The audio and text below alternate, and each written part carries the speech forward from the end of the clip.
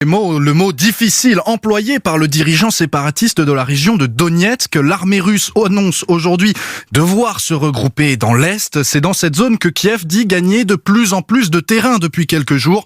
Une trentaine de localités sont désormais sous contrôle ukrainien. Une contre-offensive surprise à laquelle les Russes ne s'attendaient pas, selon le général Jérôme Pellistrandi, rédacteur en chef de la revue Défense nationale. Ce qui est étonnant, c'est que la situation est difficile pour les forces russes sur le terrain. Les officiels russes ont reconnu les difficultés des forces russes donc dans la région de Kharkiv. Elles sont obligées de se replier et a priori les Ukrainiens arrivent à faire des prisonniers, donc prisonniers russes qui sont prisonniers de guerre. Les Ukrainiens ont très bien préparé cette contre-offensive surprise avec l'objectif de reprendre très rapidement au moyen de raids à la fois blindés et utilisant l'infanterie.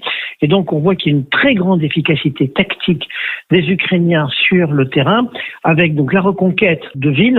C'est Kiev qui a désormais l'initiative et les Russes sont sur la défensive. Il va falloir voir donc quelle va être la réaction de Moscou. Est-ce que Moscou va renvoyer des forces conséquentes pour combler les brèches? Est-ce que Moscou va monter d'un cran? Il va falloir observer de très près ce qui va se passer dans les jours et semaines à venir. Le général Jérôme Pellistrandi au micro européen d'Alexandra Gégy a noté qu'Emmanuel Macron s'est entretenu aujourd'hui avec son homologue ukrainien Volodymyr Zelensky.